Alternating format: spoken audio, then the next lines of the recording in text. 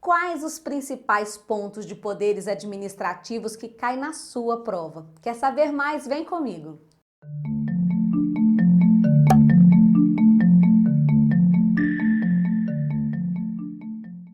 Olá, professora Elisa Faria. O nosso tema de hoje é poderes administrativos, que você sabe que às vezes vem no seu edital com o nome de poderes da administração. O poder regulamentar, que é o primeiro deles, às vezes cai em prova para você com o nome de poder normativo, mas você não pode confundir com uma matéria que aparece também no direito constitucional.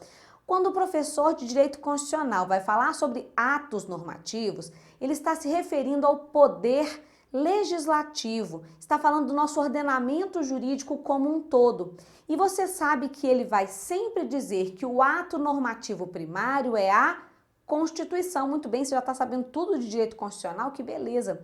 Agora, quando você abre o livro de direito administrativo e encontra lá falando que o ato normativo primário é o decreto, você acha ou que o livro de direito administrativo está errado ou que o professor de constitucional está errado. O que será que está acontecendo com essas matérias? Bom, na verdade, é porque a ótica é diferente. O jeito de ver a pirâmide etária não, né? A pirâmide normativa é diferente. Olha aqui, eu devo estar pensando em previdência e aposentadoria para falar de pirâmide etária. Ó.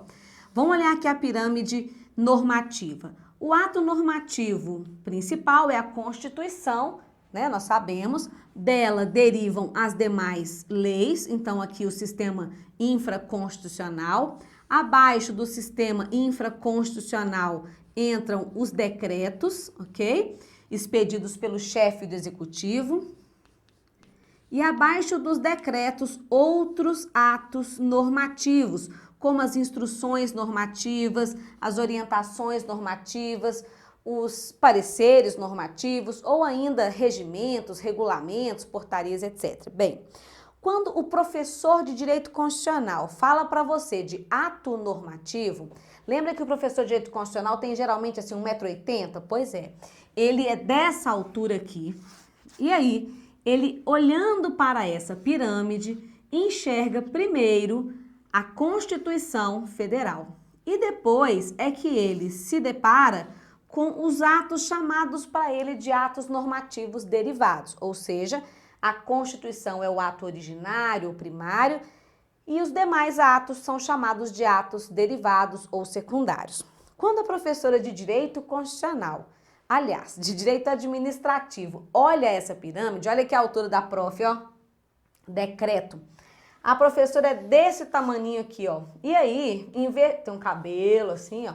Em vez de ver primeiro a Constituição, a primeira coisa que ela vê é decreto e depois os outros atos normativos. O direito administrativo, gente, se depara com esse estudo aqui, ó, o estudo dos atos administrativos normativos. Então, o tal chamado poder regulamentar é o poder que o chefe do executivo tem de expedir decretos. Esse é um poder originário e indelegável desse chefe do executivo, podendo ser o prefeito no âmbito do município, o governador no âmbito dos estados ou o presidente no caso do governo federal.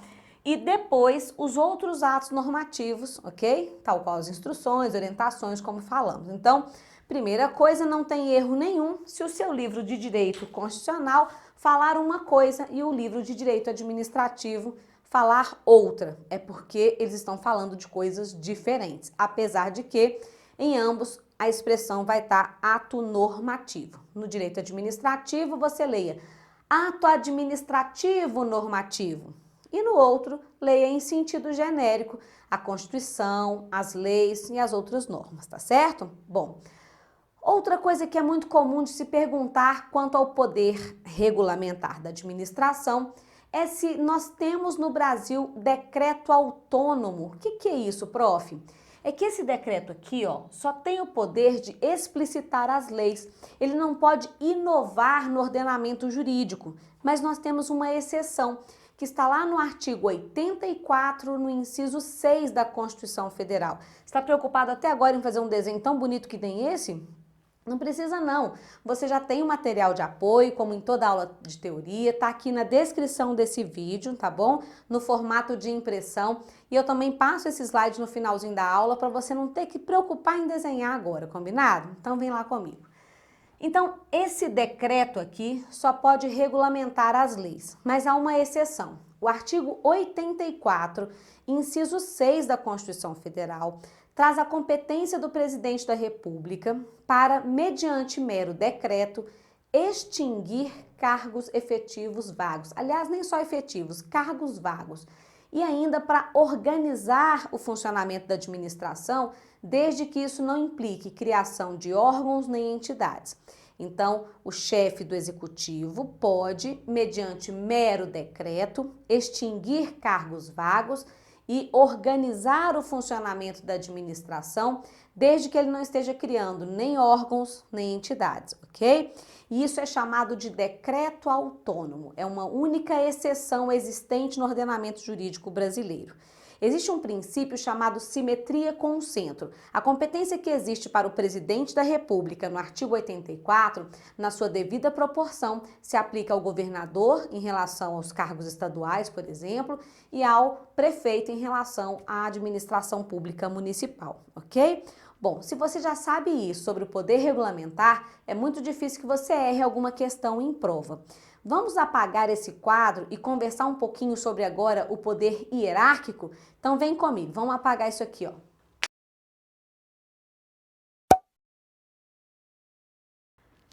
Quadro apagado, vamos conversar sobre o poder hierárquico. Você se lembra da aula de teoria número 1? Se não, você pode dar um pulinho lá depois de ver essa aula de poderes. Nós estávamos conversando sobre a hierarquia dentro da estrutura da administração direta ou da administração indireta. Basicamente, o nosso desenho era assim, ó.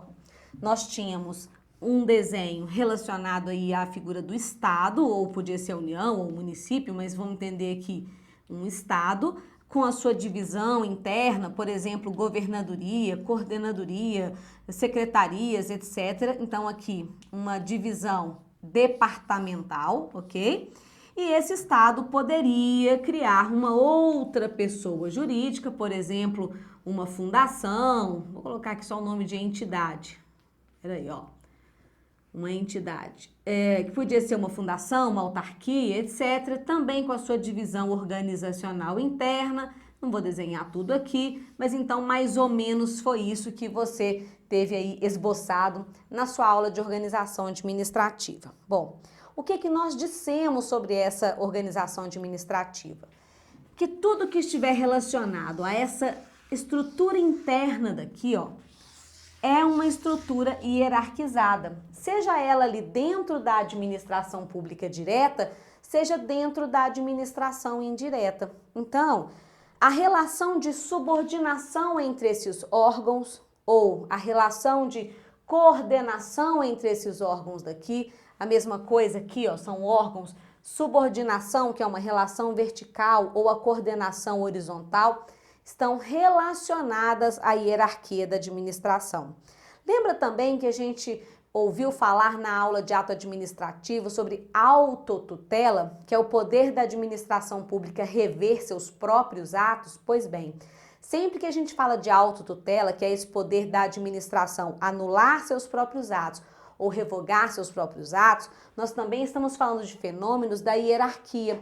Ela também ocorre dentro da pessoa jurídica, que pode ser aqui o ente federativo ou pode ser aqui dentro da entidade administrativa.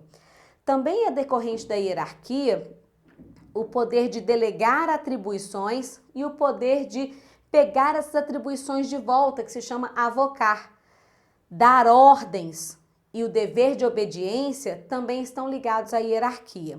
Mas a sua prova, quando trouxer pegadinhas sobre os poderes, não vai falar da hierarquia, e sim do não hierárquico. O que é não hierárquico aqui nesse desenho? Olha lá. Essa relação que nós chamamos de V, ó, de vinculação, e que abrange toda essa relação entre administração direta e indireta, ela é uma relação não H, ó, não hierárquica. Por que ela é uma relação não hierárquica? Porque nós sabemos que as entidades não estão subordinadas à administração direta. Então, se perguntar para você sobre a relação de vinculação entre a entidade e o ente, você vai dizer não hierárquico. Ou se perguntar sobre o poder de tutela da administração direta sobre a indireta, não hierárquico. Supervisão ministerial, que é aquela hora em que a administração está vigiando, né, a entidade, não hierárquico. Ou chamado controle finalístico, não hierárquico. Todas as relações decorrentes da direta com a indireta são, portanto, relação de não hierarquia. E também quando a gente tem a administração direta delegando serviços a um particular, quando há a concessão, a permissão ou a autorização de serviço público, também esse espaço da delegação é um espaço que a gente chama de não hierárquico, ok? Então, não é hierárquico o espaço da delegação de serviços e nem o da outorga de serviços, o que faz com que a gente, então, exclua da ideia de hierarquia todos os processos de descentralização da administração, ok? Bom, se cair alguma coisa para você em hierarquia, pode ter certeza que a pegadinha vai ser uma relação não hierárquica no meio de uma relação de hierarquia. Não se preocupe, esse desenho também já está para você no material de apoio. Bom, eu queria conversar um pouquinho sobre o poder disciplinar e, de novo, eu vou apagar esse quadro que está aqui atrás de mim. Vamos lá?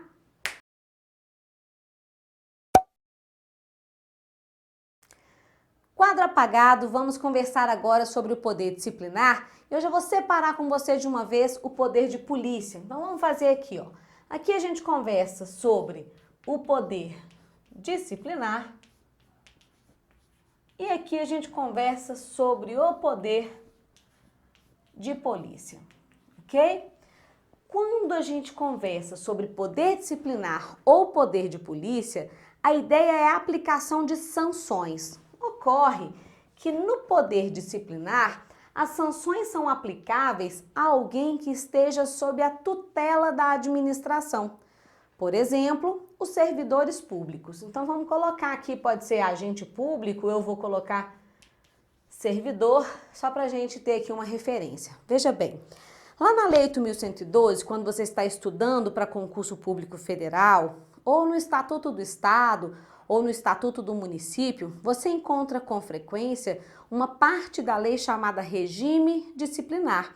Lá vem falando dos casos de advertência, de suspensão, de demissão, e estas são sanções que a gente diz que decorrem do poder disciplinar da administração pública, porque é a aplicação de sanções ao agente público que está ali sob o comando da administração. Só que o poder disciplinar não é só esse de aplicar sanções ao servidor.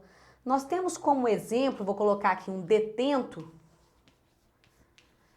a possibilidade de aplicar sanções a um particular que está sob a guarda da administração, como o caso de um detento que fique lá proibido de tomar um banho de sol porque não se comportou adequadamente num presídio, ou de um estudante de uma escola pública que é expulso ou suspenso por mau comportamento. Então, são particulares que num determinado momento estão sob a tutela da administração e sobre eles também se exerce o chamado poder disciplinar. O terceiro caso é na matéria licitações e se chama aqui poder disciplinar sobre o contratado administrativo. Eu vou colocar aqui contrato administrativo para você lembrar que quando na Lei 8666 se prevê alguns tipos de sanções ao contratado, por exemplo, proibição de contratar com a administração pública, suspensão do direito de contratar, a execução de uma garantia, a aplicação de uma multa, dentro do contrato administrativo, aquele contrato firmado com o particular após o procedimento licitatório, nós também chamamos isso de poder disciplinar, tá certo?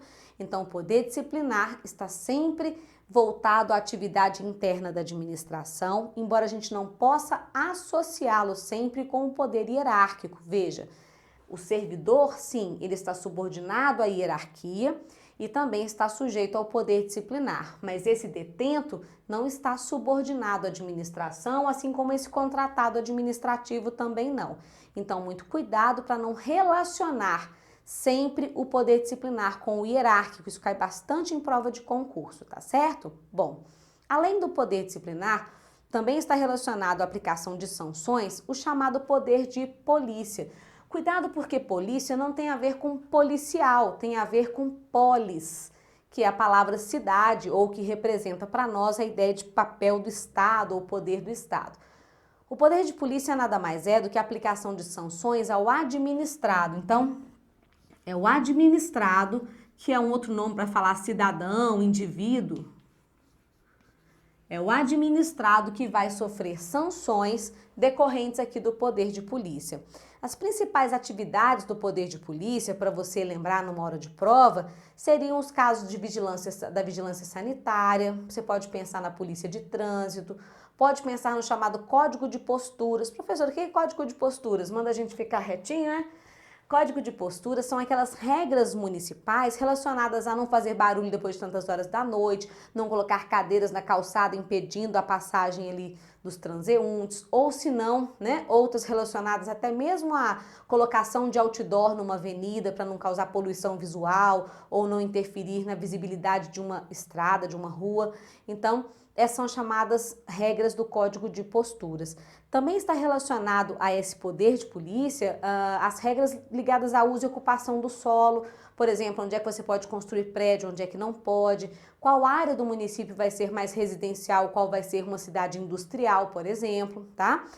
Então, todas essas regras de convívio urbano estão ligadas ao poder de polícia do direito administrativo. Isso não se confunde com a chamada polícia judiciária, que é a ideia da polícia militar ou da polícia civil, que aí sim você pensa no policial mesmo, da instituição corporativa ali, que estão no auxílio e no combate a crimes e contravenções. Se falou de crimes e contravenções, é poder de polícia.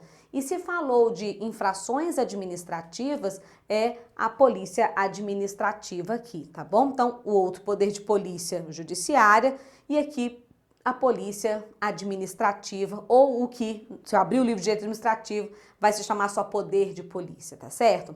Bom, o que mais você tem que saber sobre esse poder de polícia? O poder de polícia, ele tem alguns limites e algumas características específicas também. E a gente vai falar sobre isso daqui a pouquinho quando eu colocar para você os slides. Mas antes de chegar nesses slides, também seria legal a gente conversar um pouco sobre a ideia de ciclo do poder de polícia. Inclusive, esse é o tema que a gente vai tratar na aula de sexta-feira, quando a gente falar sobre Supremo Tribunal Federal e suas decisões, e está relacionado ao seguinte: é possível delegar o poder de polícia? Bom, o poder de polícia, se você for pensar que ele é uma decorrência da supremacia do interesse público sobre o interesse particular, então o fundamento aqui do poder de polícia é essa supremacia do interesse público, ok? Sobre o interesse particular, nós vamos ter clareza para dizer que não, eu não posso delegar esse poder, ele tem que ser sempre exercido por uma pessoa jurídica de direito público. Ocorre que, em razão de alguns julgados que a gente tem aí nos nossos tribunais, começou-se a pensar o seguinte: toda a atividade do poder de polícia corresponde a um exercício da supremacia do interesse público, e aí a doutrina acabou consolidando que nós temos um ciclo do poder de polícia. A gente vai falar mais sobre isso na aula de decisão jurisprudencial e do Supremo, mas nessa então ideia de ciclo, a gente tem que legislar, a gente chama essa parte de normatização. Nós temos que consentir a atividade ao particular. Quando uma pessoa quer, por exemplo, montar um restaurante, ela pode só abrir o restaurante? Não, ela vai ter que ter um alvará de funcionamento, um alvará de localização, um laudo do Corpo de Bombeiros, um laudo da Vigilância Sanitária. Então, essas atividades se chamam consentimento. É o Estado consentindo a pessoa o exercício daquela atividade. Depois você tem atividade de fiscalização. De vez em quando o fiscal vai passar ali, vai ver se está tudo em conformidade. Ó, esse alimento está com validade vencida, vai apreender a mercadoria. Outra hora vai aplicar uma multa, se preciso vai interditar o estabelecimento. Então essa é a atividade de fiscalização. E estando tudo errado, não está obedecendo ali as regras de fiscalização, existe o chamado sancionamento, que é quando se aplica, por exemplo, a multa, né, etc. Então, com relação aos ciclos do poder de polícia, editar a norma é indelegável. Aplicar as sanções também é indelegável. Mas, por vezes, essa atividade que é de consentimento e de fiscalização, ela pode ser delegada ao particular. Veja, por exemplo, em relação à polícia de trânsito. Não são empresas privadas que geralmente controlam os radares de velocidade? Elas não podem aplicar a multa, mas elas podem fazer a leitura da velocidade para passar para a administração pública. Esta é uma delegação da atividade meio de fiscalização. Ou quando você vai tirar a carteira de motorista, as clínicas geralmente de exame médico ou psicotécnico não são geralmente clínicas privadas, a atividade de consentimento da licença para dirigir também pode ser delegada ao particular. Então, falando de ciclos do poder de polícia, pense em atividade fim e atividade meio. A atividade meio, que é essa de consentimento e de fiscalização, entende-se, por enquanto, que ela é delegável. Esse tema está em discussão pelo Supremo Tribunal Federal, mas a tendência é de se consolidar desse modo, ok? Bom, vamos para os slides, então, para a gente fechar os temas mais caidores em prova relacionados à matéria poderes administrativos. Na nossa primeira tela, você vê comigo aí agora, nós temos os 4 poderes: o poder regulamentar, o poder hierárquico, o poder disciplinar e o poder de polícia. Professora, esses poderes são vinculados ou discricionários? Esses poderes são discricionários, tá bem? Por quê? Porque é um poder e não um dever. E a gente conversa um pouco mais sobre isso nas nossas aulas durante a semana, tá bom? Agora, existe um chamado poder vinculado? Existe. É o poder de praticar atos que não deixam margem de escolha ao administrador. Mas para você não confundir na hora da prova, pense em vinculado e discricionário dentro do conceito de atos administrativos. E quando pensar em poderes, pense apenas nesses 4 para fins de estudos. Sua vida vai ficar bem mais fácil assim, tá bom? Nossa próxima tela fala do poder regulamentar e traz o desenho que eu fiz para vocês há pouco, mostrando o ordenamento jurídico inteiro, com um professor de constitucional com 1,80 m e explicando que, para esse professor, a primeira coisa que ele vê é a Constituição, por isso que para o direito constitucional, o ato normativo primário ou originário é a Constituição e as demais normas são atos chamados secundários ou derivados. A professora de constitucional tem exatamente 1,58 m e aí ela vê o decreto em primeiro lugar. Por isso que para o direito administrativo, o decreto é o ato normativo primário e as instruções normativas, orientações normativas são chamadas de atos secundários, ok? Também falamos nesse caso sobre a hipótese do decreto autônomo, que é aquela exceção do artigo 84(6) da Constituição Federal.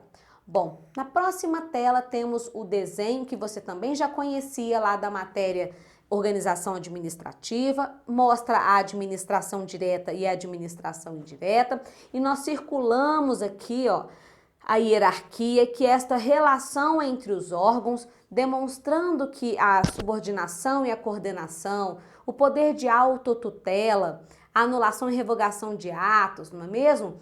O poder de dar ordens, de rever os atos dos subordinados, está ligado à hierarquia. Mas todo o espaço que está marcado aqui como não hierárquico, que é decorrente da relação de vinculação entre a direta e a indireta, e esse outro ligado à delegação de serviços ao particular, é chamado de não hierárquico e é pegadinha na sua prova de concurso, tá bom?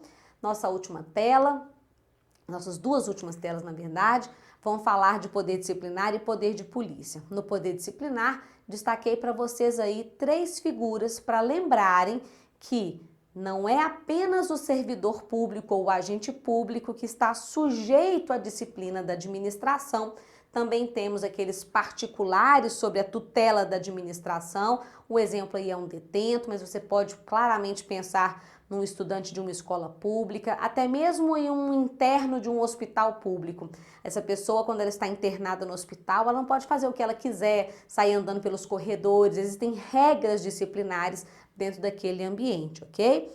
E ainda o contratado administrativo decorrente então lá da Lei 8666, da Lei de Licitações. Falando de poder de polícia, nós destacamos aí para vocês, né, que são sanções aplicáveis aos administrados, como está aqui ainda atrás de mim. Destaquei para você a questão da supremacia, você completa aí no seu slide a supremacia do interesse público sobre o interesse particular. Destaquei ainda, o que mais que eu coloquei aí? Que ela não se confunde com a polícia judiciária. Como eu disse, a polícia judiciária está ligada a crimes e contravenções. Sempre que uma prova de direito administrativo falar de crimes e contravenções, você sabe que isso é o ius puniendi do Estado e que não tem nada a ver com o direito administrativo. Você quer saber mais sobre o ius puniendi? Pois a gente conversa sobre isso também essa semana, tá bom? Bem, e ainda coloquei aí para vocês alguns exemplos do poder de polícia. Fechando, queria falar com vocês sobre as chamadas características e limites do poder de polícia. O que é que a gente chama de características? Primeiro, a ideia da discricionariedade. Imagine um agente da vigilância sanitária chegando em um estabelecimento comercial. Ele já sabe o que ele vai encontrar ali? Quais são as penalidades que ele eventualmente vai ter que aplicar? Não. Então ele poderá escolher, conforme os critérios de oportunidade e conveniência, qual é a sanção aplicável, ou se ele vai aplicar uma interdição, ou se vai dar uma advertência. Então isto decorre do seu poder discricionário. Esse poder é também chamado de autoexecutável. Por quê? Porque quando esse fiscal chegar, ele não precisa de uma ordem judicial. A administração pode autoexecutar sua vontade. Então, dizer que é autoexecutável é dizer que independe de uma ordem judicial, ok? E ainda tem a característica da coercibilidade. O que é essa coercibilidade? Lembra do atributo do ato administrativo chamado imperatividade, que os atos se impõem mesmo contra a vontade dos destinatários? Pois é. Se, digamos, o dono do restaurante falar assim, não, aqui você não vai entrar, administração pública, fica aí fora, seu fiscal sanitário. O que ele vai fazer? Vai poder buscar a força policial. Aí sim um policial fardado, né, lá a polícia militar, por exemplo. Por quê? Porque é o uso da força legítima do Estado para fazer valer a vontade da administração. Isso se chama coercibilidade, tá bom? Bem, será que esse poder é ilimitado? É um poder arbitrário? De forma alguma. Dizer que ele é discricionário é dizer que a lei confere ao agente determinada margem de atuação, mas há limites que a própria lei impõe. O primeiro limite é a razoabilidade, também chamado de proporcionalidade, e diz respeito a uma adequação entre os meios e os fins que a administração pública deve implantar. Então, a administração não pode usar de medida extremada para situações mais simples, como não poderá, numa situação mais complexa, agir de forma muito suave. Então, é esse equilíbrio, essa adequação entre os meios e os fins que a gente chama de razoabilidade. A segunda limitação do poder de polícia se chama necessidade. Eu vou pensar aqui numa situação de um carro que esteja caindo aos pedaços. Esse carro, se for visto circulando na rua, será multado, porque ele pode colocar em risco a segurança das pessoas. Mas caso o fiscal de trânsito esteja ali caminhando por uma rua e encontra dentro de uma garagem, de uma casa, um carro sem freio, pelo menos parece, sem retrovisor, ele poderá multar esse veículo? Não. Por quê? Porque ainda não há necessidade. Aquele carro ali dentro daquela garagem ainda não está colocando em risco a sociedade e é por isso então que ainda não se pode agir com a força do poder de polícia, tá bom? E em relação à terceira limitação, ela se chama eficácia e ela é a medida capaz de impedir o dano à sociedade. Então, por exemplo, imagine uma fábrica que está poluindo e aí a administração chega e determina o pagamento de uma multa. O dono da fábrica é muito rico e fala, é só pagar a multa e a gente pode continuar poluindo. Eu tenho dinheiro mesmo e eu quero fabricar, então ele coloca aquilo ali no preço do seu custo e embute a multa e vai pagando aquela multa e poluindo assim mesmo. Esta então não foi uma medida eficaz, porque ela não foi capaz de impedir o dano à sociedade. Nesse caso, seria mais eficaz determinar a colocação de filtros antipoluição ou até mesmo a interdição dessa fábrica enquanto não fossem tomadas as devidas medidas para impedir o dano ao meio ambiente, ok? Bom, esses são os nossos pontos mais importantes de poderes. Claro que é uma matéria grande, ela cai em muitas provas, mas a partir dessas dicas que eu passei para vocês aqui, eu tenho certeza que vocês já conseguem ler material de apoio, já conseguem fazer algumas questões e qualquer dúvida pode mandar para mim nesse WhatsApp que aparece aqui em cima, tá bom? Daqui a pouquinho ele vai aparecer aqui, ó. Se inscreve no canal e eu espero vocês nas outras aulas da nossa série. Até lá!